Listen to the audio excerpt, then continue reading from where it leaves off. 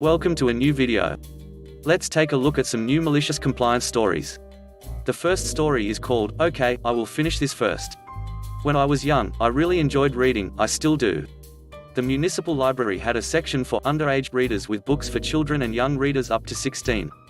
They also had a separate one for adults, not restricted to adult books, but everything not especially written for children. The usual division was you'd get a yellow library pass for the children's section or a grey one for the adult section, which included access to the children's section, with separate entrances for the sections. My biggest problem was I was rather grown up at an early age. So I started reading at 4, reading books intended for age 10 to 13 at age 8 and so on. And I was only allowed to take 6 books from the library at any one time, so I had to return to get new ones several times a week, reading only an hour in the evening just before going to bed. I really hated this situation because I knew the other section had bigger books, more pages and fewer pictures which I wasn't allowed to take yet. When I asked about access to the section at age 12, the head librarian told me I'd have to wait until I was 16. And when I whined about children's books being boring and too short, she said I could only have access to the adult section once I'd read all the books in the children's section, which she didn't believe anybody had ever done. A few days later, on the first day of our 6 weeks summer holidays from school, I started reading.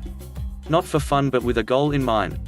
Leaving aside all the books I'd read already, there were only about 1,500 books in the children's section I hadn't read yet. And at an average of maybe 50 pages, they were easy to finish within a few minutes each. So my days were structured like go to the library, get 6 books, go outside to a bench in the park, read 6 books, return 6 books, repeat until closing time. My turnaround time after leaving the library was between 5 and 60 minutes, depending on the books. What came from this? I discovered science fiction, which I still love, and learned to detest shallow romance novels. I read lots of books and the librarians got to know me quite well because they had to register the books to my account, back then done with a numbered paper slip ripped off the back of my library card, register them again as returned and sort them into the racks again. So I caused quite a lot of work for them, to the extent of basically occupying one of them exclusively. Still, they were really helpful, given we shared the love of books and reading, and some of them actively assisted by keeping a pile of books ready at the counter to make my turn around even quicker. Maybe they wanted to stick it to the head librarian. It took me nearly 4 weeks of reading, honing my skills, and then, the day came. I returned the last books, some teenager romance novel with lots of horses, absolutely not what I wanted to read, and asked for my adult library card. The head librarian couldn't believe it, went to check my file and was met by absolute outrage by the children's library librarians who had witnessed what I had done. She nearly choked when she filled in my grey card with her typewriter. But she had the good grace to wish me fun with the new exciting world of the adult library.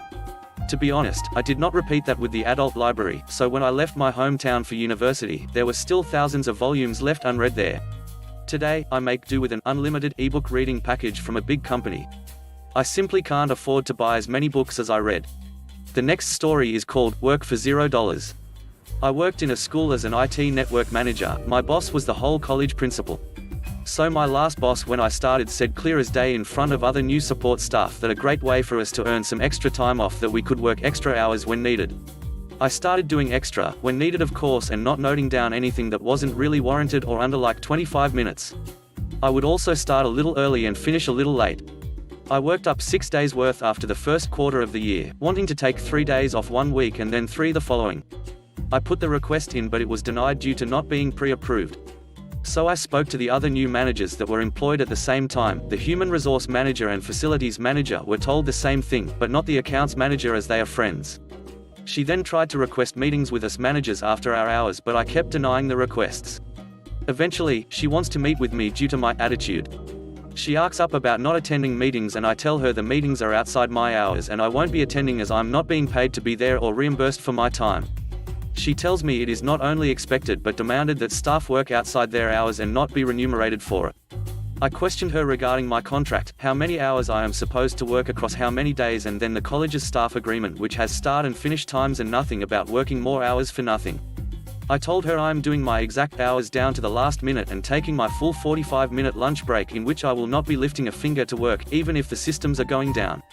A week or so later, the server goes down 20 minutes before home time. Wireless was down, as well as server access, phone access, even hardwired network connections. I call an external support company to investigate and head home. She tried to stop me from leaving and I told her it was my home time and to let me go, otherwise, I would be placing a bullying complaint to her boss. She was livid, screaming at me, telling me she was going to have me fired, etc. I legitimately ended up sick and didn't go back until following Monday. They went 24 hours with no network connectivity until the support company could fix it all. While sick, she tried formally complaining about me to the education department to try and have me removed from the college. Stupidly, just about everything mentioned above was in an email, minus the stopping me from leaving and telling her to go away. That was on camera footage which I retrieved a copy of. I replied back to the education department with the emails and security footage, requesting a formal complaint against her. They were quick to withdraw the one against me, and with overwhelming evidence, not only did I receive a begrudging apology, she is now one more staff complaint away from being relieved from her position. The formal complaints go on her permanent employment record for government schools. Literally one more formal complaint and she is forcefully removed from her position and will never be employable in a government school for the remainder of her career. The third story is called, Find Someone Else. This is a story I got secondhand, from a manager at a place I used to work at. The floor manager was a former normal employee who, against my counsel, replaced me before I left, and after I left, he became a floor manager, making decent money. For his entire employment history, he's had attitude problems. This story starts about a month after he had been suspended for cursing out a guest. He was back as floor manager but wanted to work as a salesperson. I assume because he had heard how much they can make in commission and tips. Management said, "Fine, you can take a tilt at that windmill." And he was effectively demoted down to sales. His whole attitude is somewhat abrasive, which isn't really a good thing in sales, and he barely made $50 commission on top of his normal $800 paycheck, when others would make their paycheck over again. So he does this for about a month and asks management to go back to being a manager, with paychecks that cleared $1,000. They agree, with the stipulation that he signs a contract saying, "No more attitude or you're gone." He had previously had several write-ups and the aforementioned suspension was his second. So, he goes back to being a manager. Second day in, a manager over him, the operations manager, asked him to do some maintenance that involved getting dirty, basically redoing a whole bunch of springs. It's monotonous but fairly easy, and if you're going to pay me that money to spend 4 hours doing springs, I'll put some music on and go for it. However, the conversation that went down, went like this. "Floor manager, I need you to redo those springs. I'm not doing it. Find someone else who makes $12 per hour. You do remember you signed a contract saying you wouldn't talk back to us, right? I don't care, fire me if you want, I'm not doing those springs." "Well, alright then." And he made a beeline for the office. He was indeed fired less than an hour later. I got a call asking if I would be interested in the position, but I like my current job better and there's no way I could make the two work. So he talked his way out of good money and then out of a job. My manager friend was somewhat gleeful when telling me the story. The next story is called, We Spent Too Much Money This Quarter. I met with some acquaintances at a bar and learned one of them was personally involved with the incident at my previous workplace where both machining coolant pumps failed, thus bringing down production until the pumps were repaired. This was also one of the major reasons that later convinced me to leave the workplace. The primary coolant pump failed one day. The redundant one was running, and she requested to have the primary pump serviced. The request was denied because the production department had incurred excessive emergency maintenance expenses for the quarter and wanted to delay further maintenance until the next quarter to avoid being in the red. The acquaintance later noticed the coolant flow rate and pressure at various production machines were somewhat lower. And when she checked the redundant pump, it was being pushed to the max. After looking at the logs, both pumps were in operation at the same time before the primary pump's failure. Someone had the foresight to program the logic controller to turn on the redundant pump if the primary one was pushed beyond a certain range and to keep the redundant pump on as long as the primary one was being used beyond a different range. It appeared to her that the production lines were expanded beyond the original pump configuration, and so the redundant system was no longer redundant. She sent out an email to her supervisor. No response. Manager? On vacation. A few other people were emailed, and she got various responses like, "It's fine, don't worry about it, but it's a redundant system, we spent too much money on maintenance this quarter and got chewed out by upper management," and so on.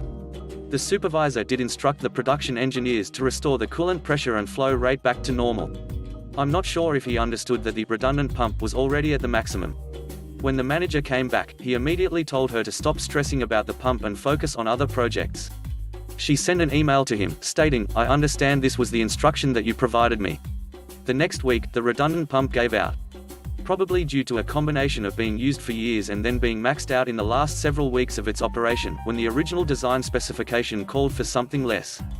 No coolant supply means no machining, unless if you want to reduce the lifespan of the tool bits from hundreds or thousands of hours to a few minutes. In the aftermath, I worked 3 weekends straight to make up for lost production time, and my manager had the audacity to tell me to stop it with my negative attitude and bitter sarcasm on the Monday after the 3rd weekend work.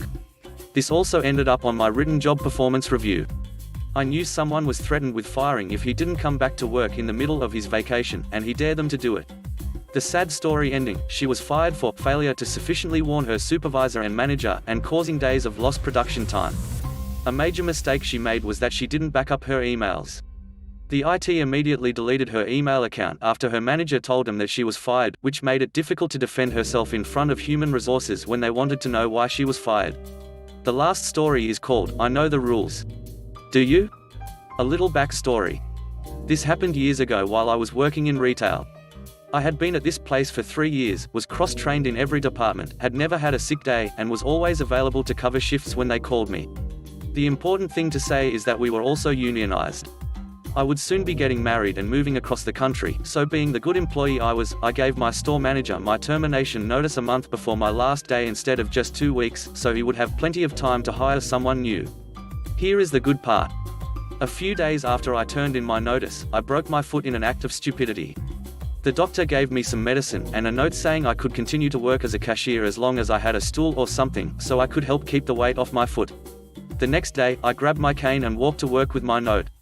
I explained the situation to my supervisor and union representative, and they pull a bar stool from the furniture section and put it in my cash booth. I spend the day working without a problem. The next day, my store manager sees me sitting on the stool and calls me into his office. I go in and he wants to know why I have a stool. The conversation goes roughly as follows. Why is sitting down while on shift? Because I broke my foot and the doctor says I cannot be standing on it all day. I have the note and the union's approval. The manager looks over the note and notices the cane beside my chair. I can't let you keep the stool. If I did, we would have to make accommodations for everyone who got injured outside of working hours. Plus, it doesn't look professional to have you sitting at the front of the store. Now I know he isn't allowed to do that and that I could have taken this up with the union and won the case. But with only 3 weeks left with the company, I would be lucky to have it resolved before I left. So I get a bright idea. Okay, I will make you a deal instead of bringing this to the union. I will give up the stool, but in return, you need to make sure that every shift I work from now on is as the garden center cashier. My manager quickly agrees and thanks me for being understanding. He walks with me out to the garden center and explains to the current cashier that I will be taking over for the rest of the month. Now, being unionized is not always a great thing. But if you know the rules, you can get away with a lot without being fired. With my union, the key was to do exactly what was in your job description, so long as it didn't put you, your coworkers, or the company at risk. Since most of us liked our jobs and respected the store's owner, we always went above and beyond. But I was on my way out, and after my talk with the manager, I no longer cared. A few days later, the manager comes out to let the supervisor know that a shipment of flowers will be arriving sometime today. He apparently decided to check up on me and was completely speechless when he saw me. There I was sitting on my register's counter, reading a book. What on earth are you doing? Waiting for the next customer to come up while taking the weight off my foot. Why? You know I could fire you for doing this, right?